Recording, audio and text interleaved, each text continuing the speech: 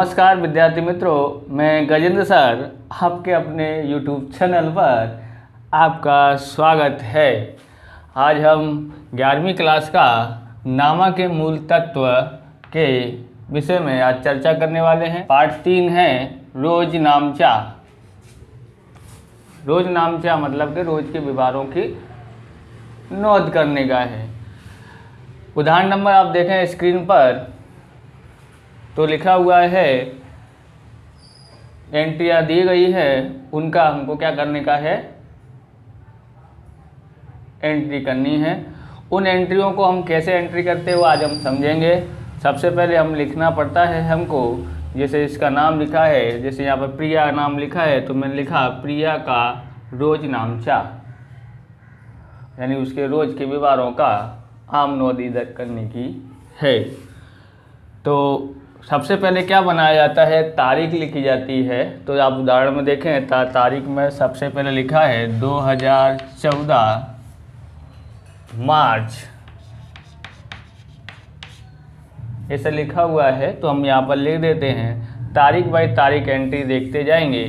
तो फिर उसके बाद विवरण लिखा जाता है, जहाँ पर एंट्री की जाती है। खाता पृष्ठ मतलब पेज नंबर कितना है या खाता नंबर कितना है, यानी खाता का पेज नंबर कितना है, प्रश्न नंबर कितना है, वो यहाँ पर लिखा जाता है। हमको यहाँ पर लिखने की ज़रूरत नहीं है, क्योंकि यहाँ पर हमारे पास सिर्फ एक ही पेज है, तो एक पेज का नंबर क्या लिखें। तो बड़ी बड़ी कंपनियाँ होती हैं, वहाँ पर ज़्यादा एंट्री की जाती हैं। फिर उधार रकम लिखी जाती है, फिर जमा रकम लिखी जाती है। ये इधर नहीं आए इसलिए यहाँ पर ये दूसरा बनाया हुआ है। अब देखिए, छोटा सा नियम याद रखें नामा के मूल तत्व में, यानी अकाउंट में क्या आए तो उधार, जाए तो जमा। क्या जो वस्तु की एंट्री करनी है, कौन सी वस्तु हमारे पास आ रही है वो उधार, जो जा रही है वो जमा। तो देखो पहला दिया गया है, क्या दिया है पहला, कि 5000 का माल नगद खरीदा। 5000 का माल नगद खरीदा, तो खरीदी हुई वस्तु हमारे पास आई है, तो आने वाली वस्तु को क्या बोलते हैं, उधार। तो यहाँ लिखते हैं खरीद खाते, यहाँ छोटे से अक्षर में लिख देते हैं उधार। जब माल खरीदा है, नगद से खरीदा है, तो हमारे पास से क्या गया, नगद गया, नगद यानी रोकड़ा पैसा गया। तो जाए तो जमा, तो जाए तो जमा, तो क्या गया, तो रोकड़ गया। तो रोकड़ खाते का कितने हजार रुपये का, तो ये 5000 रुपये उधार में और 5000 रुपये जमा में। यहाँ लिखते हैं विवरण। विवरण का मतलब है कि हमें जो एंट्री दी है उसी को लिखने का है। लिखेंगे कि 5000 का माल नगद खरीदा। जितना शॉर्टकट में लिख सकते हो उतना शॉर्टकट में लिखने का है। ये तारीख कितनी थी, तो इसकी तारीख थी 1। अब हम करते हैं अगली तारीख देखते हैं, तो 7 तारीख है। 7 तारीख है तो देखते हैं 7 तारीख में क्या किया, तो 4000 का माल जिज्ञा को बेचा है। सॉरी 4 तारीख का है, तो 4 तारीख को आप देखेंगे तो क्या 4 तारीख में क्या लिखा है कि 8000 का माल नंदन के पास से साख से खरीदा। तो नंदन से हमने कितने रुपए का माल खरीदा, तो 8000 रुपये का। तो खरीदी हुई वस्तु हमारे पास आई, खरीद खाते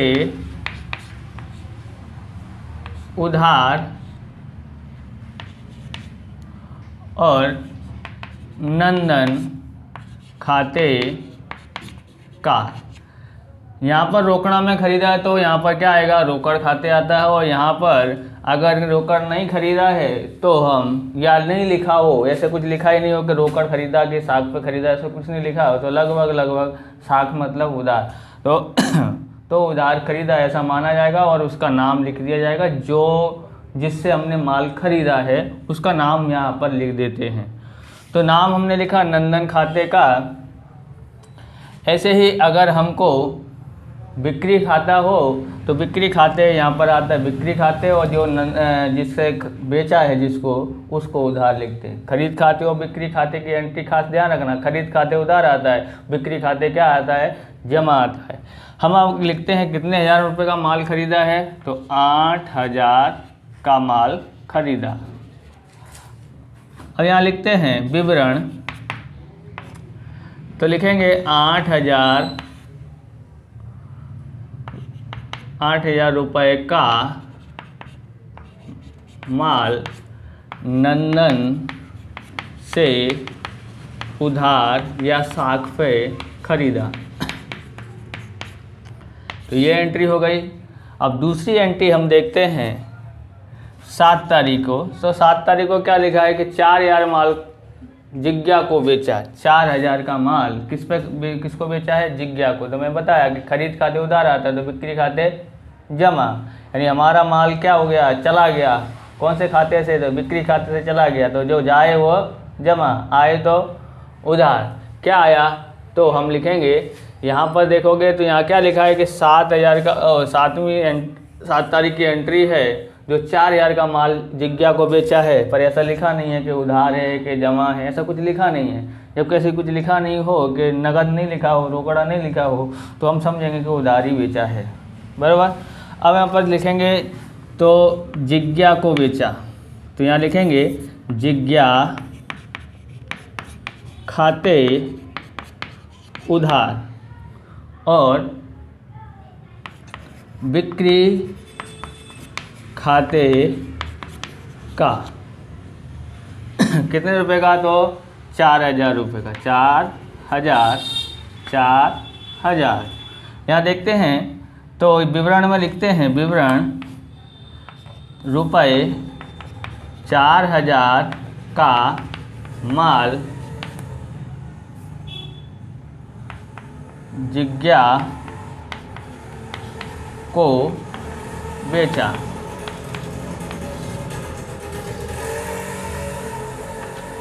इस तरह से हम लोग हमने एंट्री की हुई है। कितनी एंट्री की है, 3 एंट्री, अभी 2 एंट्री और बाकी है।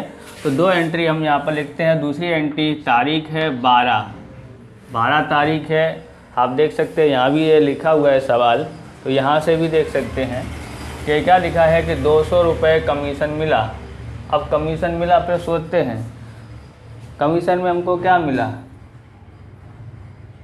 रोकड़ा मिला। तो रोकड़ा जो मिले, जो आए वो उधार, जो जाए वो जमा। तो हमारे पास क्या आया, तो हम ये लिखेंगे रोकड़ा आया, कमीशन मिला, तो कितना लिखेंगे, तो रोकड़ खाते उधार, रोकड़ खाते उधार। और क्या लिखेंगे, तो प्राप्त कमीशन, कमीशन खाते का। तो प्राप्त कमीशन खाते का कितना मिला हमको, तो 200 रुपये रोकड़ा मिले, तो 200 रुपये। विवरण लिखते हैं कि रुपये 200 कमीशन मिला। इस तरह से ये एंट्री भी पूरी हो जाती है। और यहाँ पर इस तरह से लाइन खींच देते हैं, इनको हम कोष्टक में लिख देते हैं। कोष्टक में बना देने का ऐसे करके कोष्टक में। तो यहाँ भी देखेंगे विवरण कोष्टक में बना दो, यहाँ भी विवरण कोष्टक में बना दो। पूरा सवाल नहीं आता है, इसके लिए थोड़ा छोटा छोटा लिखा हुआ है। आगे हम देखते हैं ये तारीख है 15, तो 15 तारीख को देखो क्या लिखा है, 150 रुपये मजदूरी खर्च चुकाया। कितना रुपए मजदूरी खर्च चुकाया, तो हमसे क्या गया, रोकड़ा गया ना, तो जो जाए वो जमा। जो आए वो उधार। तो हम यहाँ पर देखते हैं हमारे यहाँ पर तो रोकड़ा जमा हो गया, तो क्या उधार रह गया, तो यहाँ लिखेंगे मजदूरी खर्च खाते उधार और रोकड़ खाते का विवरण। क्या किया हमने, बोले रुपये 150 मजदूरी खर्च चुकाया। तो इसको भी कोष्टक में कर दिया, कितने रुपए था, तो 150 रुपये था, इधर भी 150 रुपये। अब हम देखते हैं आगे,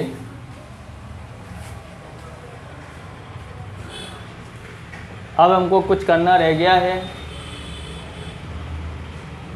बोलो। तो हम यहाँ पर देखते हैं, अब हमारा पूरा सवाल हो चुका है। हमको यहाँ पर देखते हैं, यहाँ पर ध्यान रखने का है कि हमें यहाँ दोनों तरफ समान समान रुपए हैं, जैसे 5000 5000 है, 8000 8000 है, 4000 4000 है, 2000 200 200 है, 150 150 है। अब इनका लास्ट में यानी क्या करेंगे, टोटल करते हैं, क्या दोनों बाजू का टोटल आता है।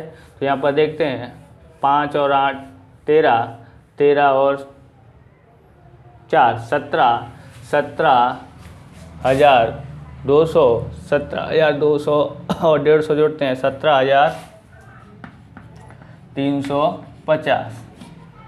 तो ये इसका टोटल आया। ऐसे ही इसका भी टोटल देखते हैं कितना आता है, 5,000 और 8,000 13,000, 13,000 4,000 17,000, 17,000 और 200 17,200 होगा, 17,200 और 150 17,350, 17,350 दोनों समान आए, तो तुम्हारा आंसर एकदम राइट है। आप इस तरह से धीमे धीमे सवाल सीखना चालू कर सकते हैं। अगर आपको ये मेरा वीडियो अच्छा लगे तो कमेंट बॉक्स में कमेंट अवश्य करें, और अच्छा लगे तो अच्छा, नहीं बुरा लगे तो बुरा, और कुछ शिकायत करनी है तो भी कमेंट बॉक्स में शिकायत कर सकते हो, वहाँ पर जो बोलना है आपको बोल सकते हो। और आगे वीडियो अच्छा लगे तो वीडियो को लाइक करना, लोगों को शेयर करना, विद्यार्थी मित्रों को शेयर करना, और चैनल पर नए हो तो चैनल को सब्सक्राइब जरूर करना। थैंक यू, धन्यवाद। जय हिंद, जय भारत।